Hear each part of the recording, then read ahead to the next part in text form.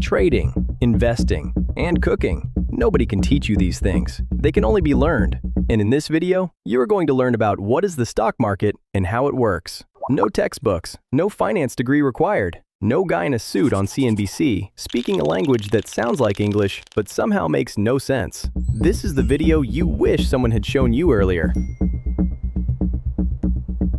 Chapter 1. What is the stock market? Okay, let's start from zero. Think of it like this. Imagine you own a pizza shop. Business is booming, but you need cash to open more locations. What do? You could take a bank loan, or you could invite people to buy a small piece of your company.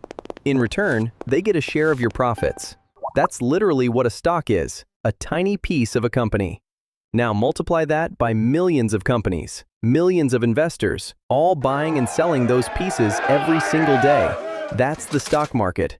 The New York Stock Exchange, NASDAQ, these are just the marketplaces where all of this happens, like a giant auction house, but for company shares. Chapter 2. How do stocks make you money? Now here's the part everyone actually cares about. How do you make money? Two ways. Number 1, you find a good company and did a good research on it and thought it will grow in future. You buy one share of that company at $10. It grows to $20. You sell. You just doubled your money. Number 2, dividends.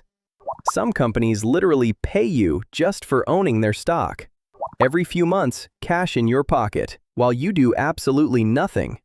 Warren Buffett, the greatest investor of all time, has earned billions from dividends alone. He doesn't even check stock prices every day. Chapter 3. Who decides the price?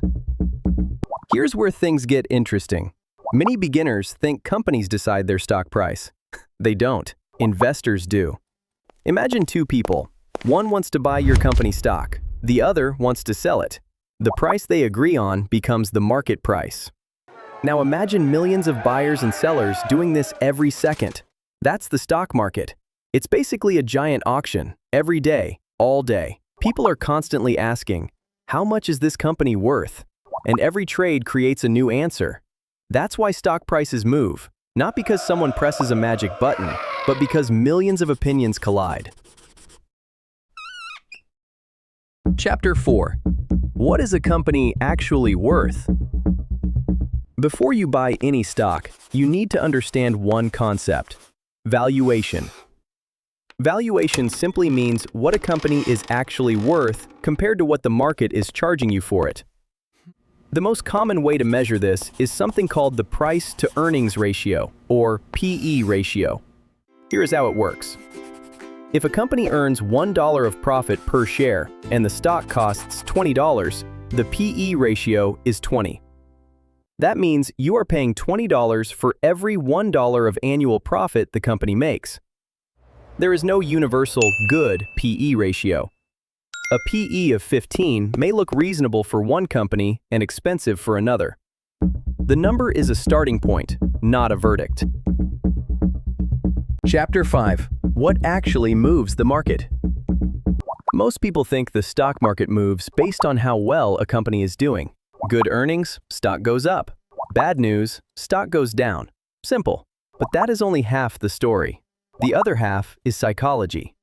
Because the stock market is not just a collection of businesses.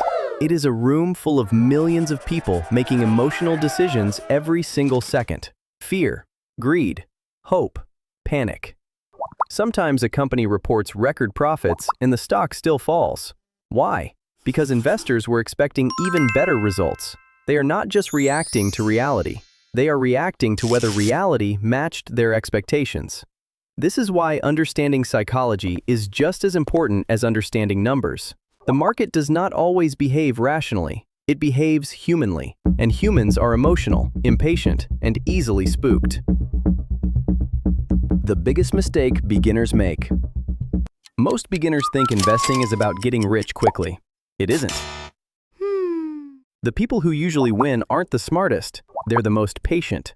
Think about it. Every market crash feels terrifying when it happens. But if you zoom out, the stock market has survived. Wars, recessions, financial crises, pandemics, political chaos, and countless predictions that this time is different. Yet over the long run, it kept moving higher. Not because the market is magical, but because businesses keep creating products, solving problems, and making money.